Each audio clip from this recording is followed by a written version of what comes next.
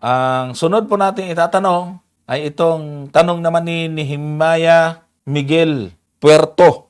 Sabi naman niya, sabadista na naman eh. Binulag ni Satanas ang mga sabadista dahil hindi pa rin nila alam na ang 10 utos at iba pang kautusan ay ni-recycle. Parang basura lang Ni-recycle na at ginawa na lang na 2 utos. Ito, kawawa naman yung nagturo dito. Saan mo naman nakuhang ang utos ng Diyos nire-recycle? Ang alam kong nire-recycle, ito yung mga wala nang kwenta para mapakinabangan uli. Ibig mong sabihin, basura yung aral ng Diyos para i-recycle. Naalala ko, binabati ko lang po sila Engineer Bernabe Archita. Nakaimbento siya ng makina, mga kapatid. Yung Markel, yung company po nila. Nakaimbento sila yung mga basura nire-recycle. Pag pinasok ko doon sa machine, mga kapatid, paglabas nun, mga bricks na ginagamit sa construction, matitibay, pinapasagasaan sa mga mabibigat na sasakyan. Buo pa rin. Yan yung mga recycled. Itong, yung 10 utos na recycle, ginawa na lang daw 2. Bahala ka nga dyan, Brother Gomer. Pakisabo naman para yung recycle ay ano bang nangyayari dito sa mga taong ito? Sige, Brother Gomer. Saan ang recycle station ka nitong Nehemiah? Biblical pa man din yung pangalan niya. Dapat yan yung ma-recycle eh. Kaya yan ang nakakatuwa talaga, Brother Johnson. Ang dami nilang termino na ginagamit. Yung iba, inamindahan. Oo nga. Ito mas matindi ito, ni-recycle eh. Oo nga eh. Talaga naman. At ginawa na lang na 2 utos. Ay siya. Aywan ko. Siguro nakakatagot-tagot. yung talata, Brother Johnson, para sa kapakanan nung hindi pa yan. hindi pa nakarinig natin yung, ipakita natin yung recycled na katuwiran nila. Oo, kasi nga maaring baka may mga bago tayong taga-subaybay na hindi ayan, sige. nakarinig. Tama yan, Brother Gomer. Mga kapatid, ganito ho yan, mga ginataga-subaybay, ituturo namin sa inyo paano gamitin yung Mateo 22:36 hanggang 40. Tingnan niyo po, para hindi lang kami sasagot, kundi ituturo namin sa inyo kung paano to i-explain. Sige, Brother Gomer. Ayan. So, ibibigay po natin yung background, mga kapatid, dito sa sa Kapitulo 22, talatang 35. Yan. Actually, may background dito eh. Kasi, may kausap ang ating Panginoon, mga Saduceo muna. No? Ngayon, pagkatapos ng usapan sa Saduceo, ang sabi doon sa verse 34, umpisaan natin sa 34. Ang sabi doon ay ganito, datapwat ng marinig ng mga Pariseo na kanyang napatahimik ang mga Saduceo ay nangagkatipon sila. So nakita po ninyo, medyo na-challenge yung mga Pariseo. So dapat titingnan po ninyo yung pangyayari kasi. Kasi nga yung mga Saduceo hindi nakaporma.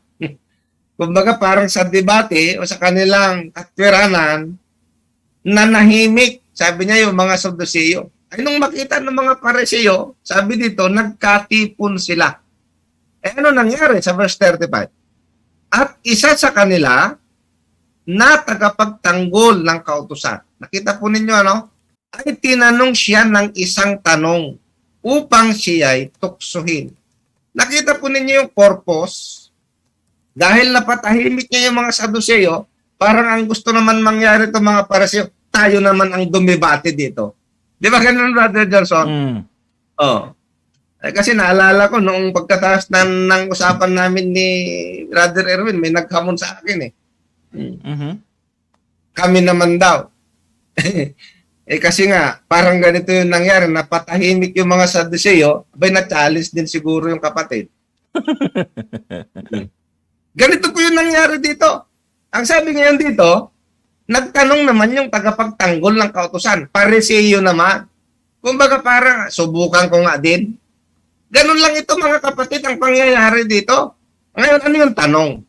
Punta tayo sa verse 36. Guro, ito na.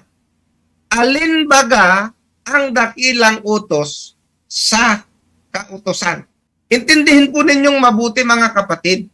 Dito sa pagkakataon na ito, nagtanong yung Pariseo upang si Kristo ay tuksohin.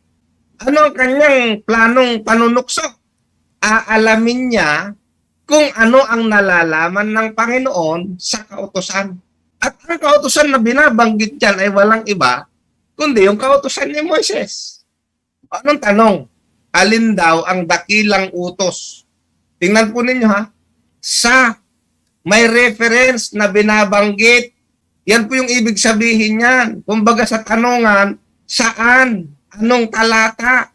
Ano ang nakasulat? Yan po yung ibig sabihin. Alin daw ang dakilang utos sa kautusan? O sumagot ang Panginoon. Ano sagot ng Panginoon? At sinabi sa kanya, ibigin mo ang Panginoon mong Diyos ng buong puso mo, ng buong kaluluwa mo, at ng buong pag-iisip mo. Ito yung sagot ng Panginoon. At ang sabi niya sa verse 38, ito ang dakila at pangunang utos. So ang ibig sabihin, saan kinuha ng Panginoon ito? Itong sinagot niya na ito. Abay di sa kautosan, kasi nga ang tanong ng Pariseo, alin baga ang dakilang utos sa kautosan? Kaya nung sumagot ang ating Panginoon, ang kanyang isinagot galing sa kautosan. Walang recycle, walang pinag-usapang recycle din dyan, ha? Walang recycle dito. Eh saan galing yung isinagot ng ating Panginoon? O puntahan muna natin para hindi tayo maligaw. Oo. So, hindi Oh. recycle yan pag mayroong kang mapabasa niyan. Oh. Kasi nga may reference na ginamit yung tama. kautosan. So punta tayo sa kautosan. Meron bang nakasulat sa kautosan na ibigin mo ang Panginoon mong Diyos ng buong puso mo? Saan kinuha ng Panginoon ito? O ito, basa. Deuteronomio 6, ang talatay 5. Kita po ninyo ha. Ang sabi niya dyan, at iyong iibigin ang Panginoon mong Diyos ng iyong buong puso, ng iyong buong kaluluwa, ng iyong buong lakas. Abay, sakto. Yung isinagot ng Panginoon sa verse 37, mababasa pala sa Deuteronomio 6:5. Oh, nakita mo na? At tapos ano sumunod? Sabi niya, verse 39. At ang pangalawang katulad ay ito, ibigin mo ang iyong kapwa na gaya ng iyong sarili.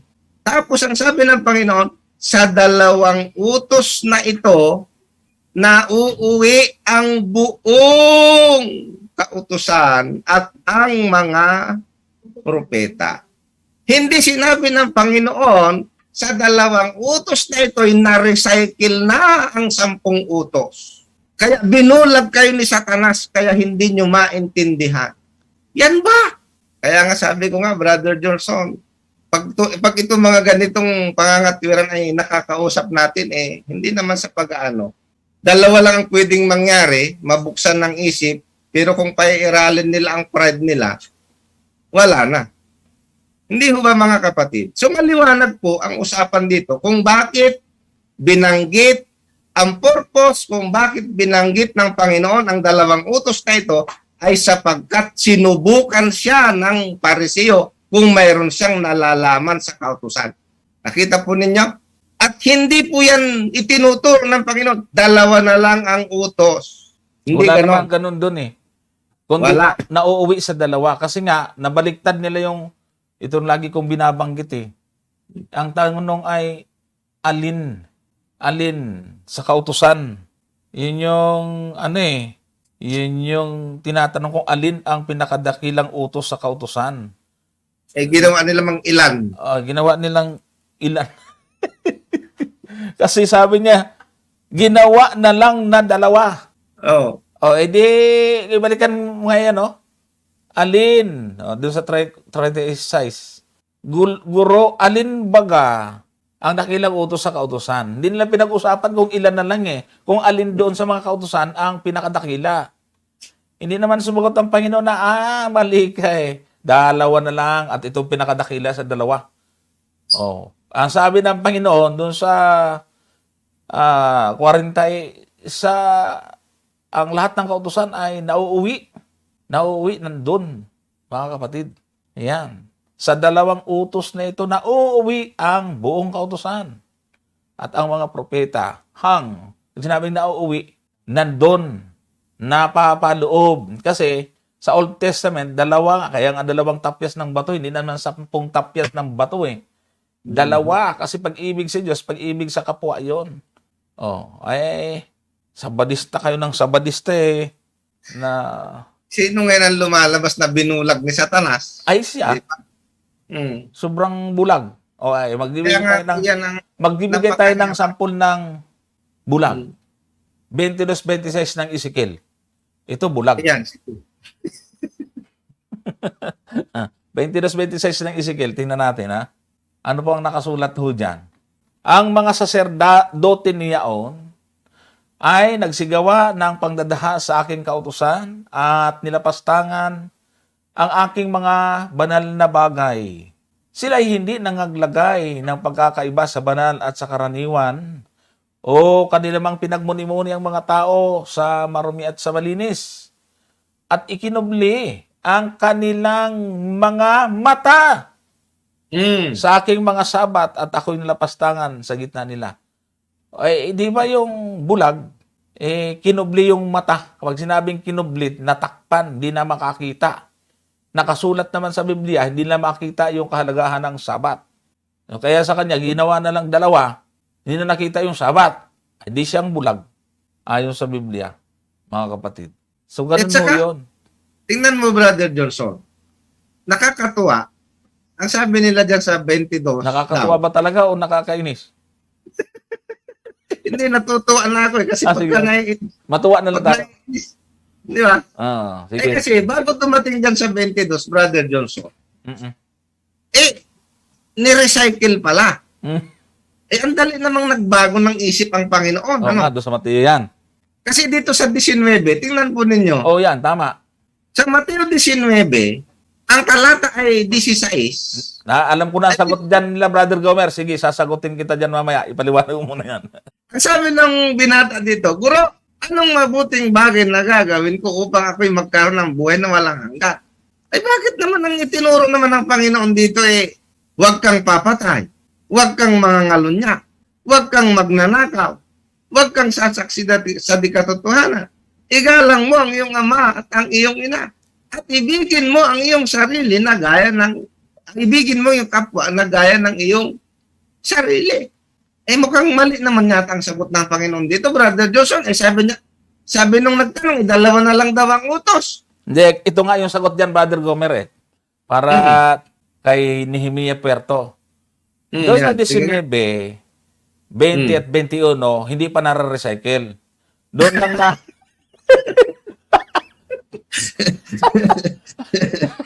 Ayos. Doon Maganda. Doon lang natapos yung proseso ng recycle sa 22. O di may dalawang chapter. Matagal-tagal ding recycle Doon sa 19, para maging tama si Nehemiah Puerto, ay doon sa 19, hindi pa. Baka plano pa lang ng Panginoon. Tinuro niya pa doon sa 20, baka doon na nagbago ang isip ng Panginoon. Teka muna. Kakapagod naman, kadami niyan. Recycle natin. Ay, nako, mga kapatid. Ano ba yung ibig sabihin ng recycle? Kinuha ko yung meaning sa online dictionary. Merriam Webster. Recycle. To sort and collect trash in order to treat it and produce useful materials that can be used again. Ayan. So parang wala na siyang kwenta yung 10 utos o kailangan i-recycle ng Panginoon para magamit uli. Kaya yung pag-ibig ngayon sa Diyos, recycled na yon. Ganon. Pambihira itong si Nehemiah. Yung ba yun? Yung pinakadakilang utos na tinuro ng Panginoon, Brother Nehemiah Miguel Puerto, resulta ng recycled na utos. Ay. Inaroon naman yan sa Old Testament Paano na-recycle yan? Nasa Old Testament yan, 2 utos na yan, di ba, Brother Gomer? Ayun na nga paano naging recycle yan? Nandun sa Old Testament na yun dati. Kaya mga kapatid, talagang hindi tayo pwedeng tumigil dito sa pangangaral natin. Napakaraming mga aral ang kailangan nating ituwid. Kaya nagpapasalamat tayo, Brother Gomer, dito sa ating mga taga-subaybay na walang sawa ding nakaantabay sa atin, nagsishare sa ating mga video. Dahil ang concern natin itong mga bagong nakakapanood.